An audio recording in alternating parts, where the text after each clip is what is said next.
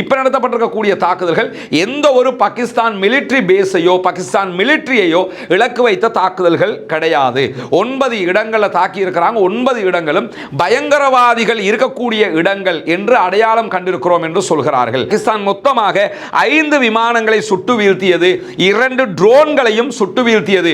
மேலதிகமாக சுட்டு வீழ்த்திய விமானத்திலிருந்து இந்தியாவினுடைய சோல்ஜர்ஸ் சில பேரை நாங்க அரெஸ்ட் பண்ணி இருக்கிறோம் என்கிற செய்திகளையும் சொல்லியிருக்கிறாங்க. இந்தியா ராணுவ பேஸ் மேல பாகிஸ்தான் அட்டாக் பண்ணின விதமாக சில புகைப்படங்கள் பரவியது. ஜசீரா செய்தி போடும்போது என்ன சொல்றாங்கன்னா, தொடர்ந்து நாங்கள் செய்தி வெளியிட்டு வருகிறோம், ரஃபேல் விமானங்கள் சுட்டு வீழ்த்தப்பட்டிருக்கிறது, பாகிஸ்தான் எதிர்வினையாற்றி இருக்கிறது என்றெல்லாம் சொல்கிறோம். இந்த எதற்கும் இதுவரைக்கும் இந்தியா பதில் தரவில்லை என்கிற செய்திகளையும் அவங்க வெளியிட்டிருக்கிறத நம்ம பார்க்க முடிகிறது. இந்திய ராணுவம் எல்லையில வெள்ளை கொடி ஏந்தினார்கள். நாங்க அட்டாக் பண்ண ரெடியா இருந்தோம், அவங்க வெள்ளை கொடியை ஏந்தினாங்க, அதோட நாங்க அட்டாக் பண்றதை நிறுத்தி இருக்கிறோம் என்று சொல்லக்கூடிய என்ன சொல்றாருன்னு சொன்னா,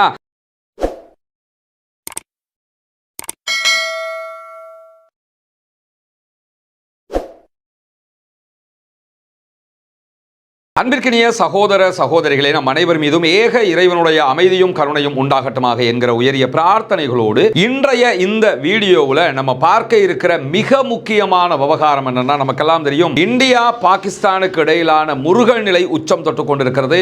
ஏப்ரல் மாதம் 22ஆம் தேதி இந்தியாவினுடைய கட்டுப்பாட்டில் இருக்கக்கூடிய ஜம்மு காஷ்மீர் பகுதிகளில் பாகிஸ்தானிலிருந்து ஊடுருவிய ஆயுததாரிகள் தாக்குதல் நடத்தினார்கள் என்றும் அதில் 26 அப்பாவிகள் கொல்லப்பட்டார்கள். அதே நேரத்தில் 20க்கு மேற்பட்டவர்கள் படுகாயம் அடைந்திருந்தார்கள். இந்த நிலையில் 2 நாடுகளுக்கும் இடையிலான முருகல் நிலை உச்சமாகி கொண்டே வந்தது. பாகிஸ்தான் அரசாங்கத்தினுடைய அனுமதியோடு தான் இந்த தாக்குதல்கள் நடத்தப்பட்டது என்கிற ஒரு மிகப்பெரிய குற்றச்சாட்டை இந்தியா தொடர்ந்து முன்வைத்து வந்து கொண்டிருந்த நிலையில், எங்களுக்கும் அதற்கும் எந்த சம்பந்தமும் இல்லை, ஆயுததாரிகள் தான் அதற்கு பொறுப்பு, நியாயமான நடுநிலையான விசாரணைக்கு நாங்கள் தயார் என்று சொல்லி பாகிஸ்தானும் சொல்லி வந்தது. இந்த நிலையில் இந்தியாவினுடைய பல பகுதிகளிலும் ஒரு யுத்த ஒத்திகை நடைபெற்று ஒரு யுத்தம் வந்தா அதை எப்படி எதிர்கொள்றதுங்கிறதுக்கான ஒரு ஒத்திகையை அவங்க ப்ரோமோ ஒன்று பார்த்துக்கிட்டு இருக்கிறாங்க. அதே நேரத்தில் நமக்கு தெரியும், நேற்று இரவு இந்தியாவில் இருந்து பாகிஸ்தானுடைய பகுதிகளை நோக்கி தாக்குதல்கள் நடத்தப்பட்டிருக்கிறது என்கிற செய்திகளும் வெளியாகி கொண்டிருக்கிறது. இப்படியான நேரத்தில் என்ன நடந்தது, இந்தியா என்ன பதிலடி கொடுத்தது, பாகிஸ்தான் என்ன செய்து கொண்டிருக்கிறது என்பதுதான் இந்த வீடியோவில் நம்ம பார்க்க இருக்கக்கூடிய பகுதிகளாக இருக்கிறது. குறிப்பாக இந்தியா நேற்று நடத்தி இருக்கக்கூடிய இந்த தாக்குதலை பொறுத்தவரை இதற்கு ஆபரேஷன் சிந்தூர் என்கிற ஒரு பெயரை அவங்க வச்சிருக்கிறாங்க. ஆபரேஷன் சிந்தூர் என்று ஏன் அவங்க பெயர் வச்சாங்கன்னு சொன்னா, இந்த சிந்தூர்ங்கிறது குங்குமப்பூவுக்கு ஹிந்தியில் சொல்றதாக சொல்லப்படுகிறது. அதிலும் குறிப்பாக கணவனை இழந்த பெண்கள் நெத்தியில வைக்கக்கூடிய குங்குமப்பூவுக்கு தான் அந்த பெயர் சொல்லப்படுறதாக தகவல்கள் கிடைக்கிறது.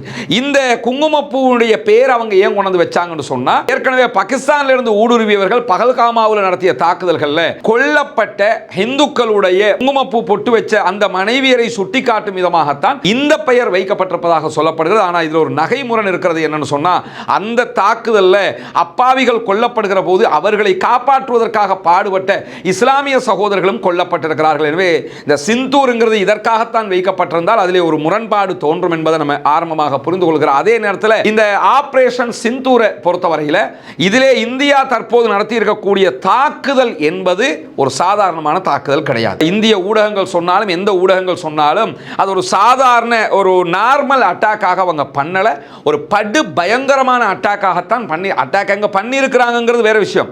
ஆனால் பண்ணி அட்டாக்ங்கிறது சாதாரண அட்டாக் கிடையாது. ரொம்ப திட்டமிட்டு மிக துல்லியமாக கரெக்டாக இலக்குகள் தாக்கப்பட வேண்டும் என்கிற அடிப்படையில் நடத்தப்பட்ட தாக்குதலாகத்தான் சர்வதேச ஆய்வாளர்கள் கூட சொல்லிக் கொண்டிருக்கக்கூடிய நேரத்தில் பாகிஸ்தான் மீது நடத்தப்பட்ட தாக்குதல்களில் 9 இடங்களை நாங்கள் இலக்கு வைத்திருக்கிறோம் என்று இந்தியா அறிவித்திருக்கிறது. இந்தியாவினுடைய அறிவிப்பு ரொம்ப தெளிவாக கிறிஸ்டல் கிளியராக இருக்கிறது. என்னன்னா, நாங்கள் பாகிஸ்தானுடைய எந்த ராணுவ இலக்குகளையும் தாக்கவில்லை. நம்முடைய இதுக்கு முந்தைய வீடியோக்களை நீங்க பார்த்தீங்கன்னா அதில் நம்ம சொன்ன ஒரு விஷயம் என்னன்னா, இந்தியாவை பொறுத்தவரையில் அவங்க பாகிஸ்தானுடைய மிலிட்டரி பேஸுகளை அட்டாக் பண்றதுக்கான வாய்ப்பு கிடையவே கிடையாது. அவங்க என்ன செய்வாங்கன்னு சொன்னா, நாங்க பயங்கரவாதிகளுடைய இலக்குகளை தாக்கி இருக்கிறோம் என்று சொல்லி அந்த தாக்குதல்களை தான் நடத்துவதற்கான வாய்ப்பு இருக்கு. இதற்கு முன்பதாகவும் இந்தியா அதை தான் பண்ணி இருக்கிறாங்க.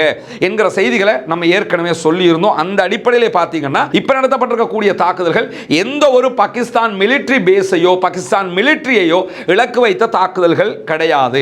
9 இடங்களில் தாக்கி இருக்கிறாங்க. 9 இடங்களும் பயங்கரவாதிகள் இருக்கக்கூடிய இடங்கள் என்று அடையாளம் கண்டிருக்கிறோம் என்று சொல்கிறார்கள். இது தொடர்பாக பாகிஸ்தானுடைய ஆயுதப்படைகளுக்கான மக்கள் தொடர்பு இயக்குநராக இருக்கக்கூடிய ஜெனரல் லெப்டினன்ட் அகமது ஷரீப் சௌத்ரி இவர் ஒரு அறிக்கை வெளியிட்டிருக்கிறார். அதில் அவர் என்ன சொல்றாருன்னா, இந்தியா 3 வெவ்வேறு நகரங்களில் தாக்குதல் நடத்தி இருக்கிறது. 3 சிட்டியில் அட்டாக் பண்ணியிருக்கிறாங்க. இந்த 3 சிட்டிகள்லையும் 9 அட்டாக்குகளை அவங்க எங்க மேல பண்ணி இருக்கிறாங்க என்று சொல்லி இருக்கக்கூடியவர் என்ன சொல்றாருன்னா, பாகிஸ்தானுடைய வான்வழியை அவர்கள் பயன்படுத்தவில்லை.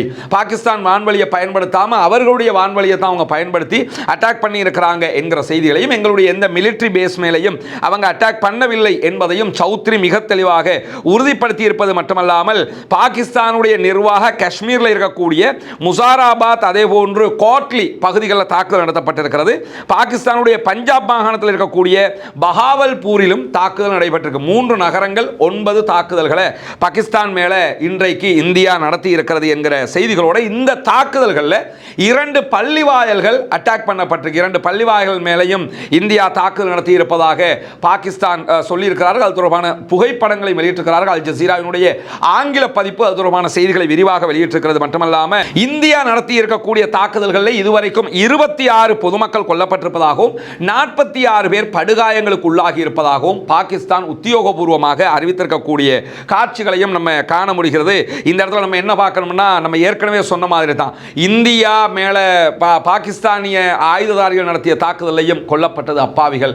தற்போது நடந்திருக்கக்கூடிய தாக்குதல்களையும் கொல்லப்படுவது அப்பாவிகளாக இருக்கிறார்கள். இந்த மாதிரியான பயங்கரவாதிகளுடைய இந்த தீய செயல்களால் அப்பாவிகள் தான் கடைசியில் மாட்டிக்கொள்கிறார்கள் என்கிற ஒரு நிலையை நம்ம அவதானிக்க முடிகிறது. இந்த மாதிரியான ஒரு சூழல்ல இருதரப்பும் ரொம்ப நிதானமாக அடுத்த கட்டங்களுக்கு நகர வேண்டிய தேவையும் இருக்கிறது. இந்த மாதிரியான நேரத்தில் பாகிஸ்தானுடைய பிரதமர் ஷபாஸ் ஷரீப் ஒரு அறிக்கையை வெளியிட்டிருக்கிறார். அதில் அவர் என்ன சொல்றாருன்னா, இந்த தாக்குதல் ஒரு போர் நடவடிக்கை தான், இந்தியா யுத்தத்தை தான் ஆரம்பித்திருக்கிறது என்று சொல்லி அவர் தன்னுடைய அறிக்கையில் சொல்றது மட்டுமல்லாம, இந்தியாவால் திணிக்கப்பட்டிருக்கக்கூடிய இந்த யுத்தத்திற்கு நாங்கள் கண்டிப்பாக பதிலடி கொடுப்போம், பதிலடி கொடுக்கிற உரிமை எங்களுக்கு இருக்கிறது என்று சொல்லுகிறார். இது எங்க மேல திணிக்கப்பட்டிருக்கக்கூடிய வலுக்கட்டாயமா திணிக்கிறாங்க யுத்தத்தை, நாங்க போகல, அவங்க தான் வர்றாங்க. எனவே இதற்கு பதிலடி கொடுக்க வேண்டிய கட்டாயம் எங்களுக்கு இருக்கிறது, அதற்குரிய பலமும் எங்களுக்கு இருக்கிறது, கண்டிப்பாக பதிலடி கொடுக்கப்படும், அதற்கு தயார் நிலையில் இருக்கிறோம் என்று சொல்லிவிட்டு கடைசி அவர் என்ன சொல்றாருன்னா, எதிரி நாடு தன்னுடைய எந்த தீய நோக்கங்களிலும் வெற்றி பெறுவதற்கு ஒருபோதும் அனுமதிக்க மாட்டோம் என்கிற செய்தியையும் அவர் சொல்லி இருந்தார். சொன்னது மட்டுமல்லாமல் உடனடியாக பாகிஸ்தான் அதற்கு எதிர்வினை ஆற்றி இருக்கிறது என்கிற செய்திகளையும் தற்போது பார்க்க முடிகிறது. குறிப்பாக ஆரம்பமாக பாகிஸ்தான் என்ன சொன்னாங்கன்னா, நாங்கள் 2 போர் விமானங்கள், ரஃபேல் வகையான 2 போர் விமானங்களை சுட்டு வீழ்த்தி இருக்கிறோம் என்கிற அறிவிப்பை விடுத்தார்கள். இந்தியாவினுடைய போர் விமானங்கள் பாகிஸ்தானுடைய எல்லைக்குள்ள போனதாகவும் தாங்கள் சுட்டு வீழ்த்தியதாகவும் சொல்லியிருந்தாங்க. அது சம்பந்தமான புகைப்படங்களையும் அவர்கள் வெளியிட்டு இருக்கிறார்கள். அதே மாதிரி பாகிஸ்தானுடைய மீடியா ஸ்போக் பர்சனாக இருக்கக்கூடிய அகமது ஷரீப் சௌத்ரி சொல்லுகிற நேரத்தில் மேலதிகமாக என்ன சொன்னார்னா, பாகிஸ்தான் இந்தியாவினுடைய போர் விமானங்களை சுட்டு வீழ்த்தி இருக்கிறது என்று அவரும் அதை மிக தெளிவாக உறுதிப்படுத்தி இருந்த நிலையில், இந்திய விமானப்படையினுடைய 2 உறுதிப்படுத்தப்பட்ட விமானங்கள் ஏற்கனவே சுட்டு வீழ்த்தப்பட்டிருந்த நிலையில் மேலதிகமாக ஒரு விமானத்தையும் நாங்கள் சுட்டு வீழ்த்தி இருக்கிறோம் என்று சொல்லி பாகிஸ்தானுடைய பாதுகாப்பு படைகள் மேலதிகமான ஒரு அறிக்கை வெளியிட்டாங்க. மொத்தம் 3 ரஃபேல் வகையான விமானங்களை சுட்டு வீழ்த்தியதாக சொல்லியிருந்த நிலையில், பிரிட்டிஷினுடைய செய்தி சேனலாக இருக்கக்கூடிய ஸ்கை நியூஸுக்கு பேட்டி கொடுத்த பாகிஸ்தானுடைய அமைச்சர் அத்தாவுல்லா தரார் இதை உறுதிப்படுத்தி, ஆம், நாங்கள் இந்தியாவினுடைய விமானங்களை சுட்டு வீழ்த்தி இருக்கிறோம் என்கிற செய்தியை அவரும் உறுதிப்படுத்தியிருந்தார். எனவே இந்திய ராணுவ விமானங்கள் சுட்டு வீழ்த்தப்பட்டிருக்கிறது என்பது அபிஷியலாக உறுதிப்படுத்தப்பட்ட செய்தியாக நம்ம பார்க்க முடிகிறது. அதே நேரத்தில் ப்ளூம்பர்க்கு பேசியிருக்கக்கூடிய பாகிஸ்தானுடைய பாதுகாப்பு அமைச்சர் ஆசிப் பேசுகிற நேரத்தில் அவர் என்ன சொல்றாருன்னா, பாகிஸ்தான் மொத்தமாக 5 விமானங்களை சுட்டு வீழ்த்தியது, 2 ட்ரோன்களையும் சுட்டு வீழ்த்தியது, மேலதிகமாக சுட்டு வீழ்த்திய விமானத்திலிருந்து இந்தியாவினுடைய சோல்ஜர்ஸ் சில பேரை நாங்க அரெஸ்ட் பண்ணி இருக்கிறோம் என்கிற செய்திகளையும் சொல்லியிருக்கிறாங்க. இந்தியாவினுடைய அதிகாரிகள் யாருமே இந்த செய்தியை இதுவரைக்கும் உறுதிப்படுத்தவில்லை. பாகிஸ்தான் என்ன சொல்றாங்கன்னா, நாங்க 5 ரஃபேல் வகை விமானங்களை சுட்டு வீழ்த்தி இருக்கிறோம் என்று சொல்றாங்க. ஆனால் அது உண்மையா பொய்யா என்பதை இந்தியா இதுவரைக்கும் உறுதிப்படுத்தாத அதே நேரத்தில் இந்தியாவுடைய ராணுவ பேஸ் மேல பாகிஸ்தான் அட்டாக் பண்ணின விதமாக சில புகைப்படங்கள் பரவியது. இந்தியாவுடைய ராணுவ பேஸுக்கே பாகிஸ்தான் அடிச்சிட்டாங்க அடிச்சிட்டாங்க அப்படின்னு பரவியது. அதை இந்தியா தெளிவாக மறுத்துட்டாங்க. இது ஃபேக்ட் செக் பண்ணியே அதை அறிவிச்சிட்டாங்க, இது பச்சை பொய், அப்படி எதுவும் நடக்கலன்னு. ஆனால் பாகிஸ்தான் மிலிட்ரி அஃபீஷியலாக நாங்கள் பாகிஸ்தான் இந்தியாவினுடைய மிலிட்ரி பேஸுக்கு அடித்தோம் அப்படின்ற மாதிரி எங்கேயுமே சொன்ன மாதிரி தெரியல. ஆனால் அப்படி பரவிய செய்திகள் பொய் என்று சொல்லி இந்தியா மறுத்திருக்கிறது. அதை மறுத்த இந்தியா ரஃபேல் விமானங்கள் சுட்டு வீழ்த்தப்பட்டதாக இதுவரைக்கும் எங்கேயுமே மறுக்கல. சில நேரம் இதற்கு பிறகு மறுப்பதற்கும் வாய்ப்பிற்கான அல் ஜசீரா செய்தி போடும்போது என்ன சொல்றாங்கன்னா, தொடர்ந்து நாங்கள் செய்தி வெளியிட்டு வருகிறோம், ரஃபேல் விமானங்கள் சுட்டு வீழ்த்தப்பட்டிருக்கிறது, பாகிஸ்தான் எதிர்வினையாற்றி இருக்கிறது என்றெல்லாம் சொல்கிறோம். இந்த எதற்கும் இதுவரைக்கும் இந்தியா பதில் தரவில்லை என்கிற செய்திகளையும் அவங்க வெளியிட்டிருக்கிறத நம்ம பார்க்க முடிகிறது. இப்படியான நிலையில ரெண்டு நாடுகளுக்கு இடையில அவங்க எல்லை பகுதிகளில் துப்பாக்கி சூடு நடத்தப்பட்டிருக்கு. இந்திய ராணுவம் வெளியிட்டிருக்கக்கூடிய அறிக்கையில் பாகிஸ்தான் நடத்திய பீரங்கி தாக்குதல்களில் 3 அப்பாவிகள் கொல்லப்பட்டிருக்கிறார்கள். அதற்கு புள்ளி விவர அடிப்படையில் நாங்களும் பதிலடி கொடுத்திருக்கிறோம் என்று சொல்லியிருக்கிறார். ரெண்டு பேரும் இது வளமையாக நடக்கக்கூடிய ஒரு துப்பாக்கி சூடு மாதிரி ஒரு துப்பாக்கி சூடும் நடைபெற்றிருக்கிற செய்திகள் வெளியாகி இருக்கக்கூடிய நேரத்தில் பாகிஸ்தானுடைய அமைச்சர் அத்தாவுல்லா தரார் சற்று முன்னால் வெளியிட்டிருக்கக்கூடிய ஒரு எக்ஸ் பதிவில் என்ன சொல்றாரு என்று சொன்னா, ஒரு வித்தியாசமான தகவலை சொல்லியிருக்கிறாரு. இந்திய ராணுவம் எல்லையில் வெள்ளை கொடி ஏந்தினார்கள், நாங்கள் அட்டாக் பண்ண ரெடியா இருந்தோம், அவங்க வெள்ளை கொடியை ஏந்தினாங்க, அதோட நாங்கள் அட்டாக் பண்றதை நிறுத்தி இருக்கிறோம் என்று சொல்லக்கூடியவர் என்ன சொல்றாருன்னு சொன்னா, முதல்ல அவங்க விசாரணையிலிருந்து தப்பி ஓடினாங்க. விசாரணைன்னா பாகிஸ்தான் அட்டாக் பண்ணினான்னு சொல்றாங்க, வாங்க இன்டர்நேஷனல் விசாரணை ஒன்றுக்கு வாங்கன்னு சொல்லும்போது அதுல இருந்து தப்பி ஓடினவங்க இப்போ என்ன பண்ணிட்டாங்கன்னா களத்தில் இருந்த வெள்ளை கொடியை ஏந்திட்டு தப்பி ஓடிட்டாங்க அப்படிங்கிற மாதிரி போட்டிருக்காரு. இந்த அறிவிப்பை பார்க்கும்போது நமக்கு என்ன தோணுதுன்னா, இது ஒரு பொலிட்டிக்கல் ரீதியிலான அறிவிப்பு மாதிரி தெரியுது. ஏன்னா வெள்ளை கொடியை ஏந்தினார்கள், வெள்ளை கொடியை ஏந்திரதுக்கு இது ஒரு பெரிய வாராக இன்னும் மாறவே இல்லை. அப்படி மாறுறதாக இருந்தால் கூட களத்தில் ஒரு பயங்கரமான ஒரு அட்டாக் நடந்திருக்கணும். அந்த நேரத்தில் வெள்ளை கொடி எந்த ராணுவம் ஏந்துவாங்க? இதை தங்களுடைய மக்களை எங்கள் கவர்மெண்ட் அதை பண்ணுது இதை பண்ணுது இருக்குது தெரியுமா, எங்கள் கவர்மெண்ட் ஒரு தங்களுடைய தௌலத்தை காட்டுறதுக்காக சொல்லுகிற செய்தி மாதிரி தெரியுது. ஏன்னா அப்படி இந்த நேரத்துக்குள்ள நடக்கிறதுக்கான வாய்ப்புகள் கிடையாது. அது இந்தியன் ஃபோர்ஸஸும் வந்து சாதாரணமாக வெள்ளை கொடி ஏந்திட்டு போனாங்கிறத நம்புற மாதிரியா இருக்குது. இது ட்விட்டரில் கதை சொல்றதுக்கு நல்லா இருக்குமே தவிர யதார்த்தத்துக்கு நல்ல கதை மாதிரி தெரிய இல்லை. எனவே உண்மையிலேயே இந்தியாவினுடைய ரஃபேல் விமானங்கள் சுட்டு வீழ்த்தப்பட்ட செய்தியை புகைப்படத்தோட பாகிஸ்தான் வெளியிட்டிருக்கிறாங்க. ஆனால் அது உண்மையா பொய்யா என்கிற செய்திகளை இன்னும் இந்தியா வெளியிடாத அதே நேரத்தில் இந்தியாவினுடைய ராணுவ பேஸ் மேல தாக்குதல் நடத்தப்பட்டதாக சொல்லப்பட்டதை இந்தியா மறுத்திருக்கிறார்கள். இதுதான் இன்றைக்கு நடந்திருக்கக்கூடிய ஒரு செய்தியாக இருக்கு. இன்றைக்கு இந்தியா முழுவதுமே போர் ஒத்திகை நடைபெற்று வரக்கூடிய நேரத்தில் பதட்டம் அதிகரித்து கொண்டே இருக்கிறது. இந்தியா நிறைய ஆயுதங்கள் வெளிநாடுகளில் இருந்து வாங்கி கொண்டிருக்கிறது, அவசரமாக வாங்கி கொண்டிருக்கிறது. பாகிஸ்தானும் ஆயுதங்களை வாங்கி கொண்டிருக்கிறது.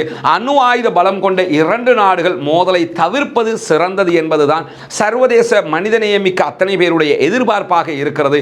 பொறுத்திருந்து பார்ப்போம் என்ன நடக்கிறது என்பதை. அப்பாவிகள் பாதுகாக்கப்பட வேண்டும், 2 நாடுகளும் அமைதியாக வேண்டும், பயங்கரவாதம் தோற்கடிக்கப்பட வேண்டும், நியாயம் வெல்ல வேண்டும் என்பதுதான் அனைவருடைய எதிர்பார்ப்பு.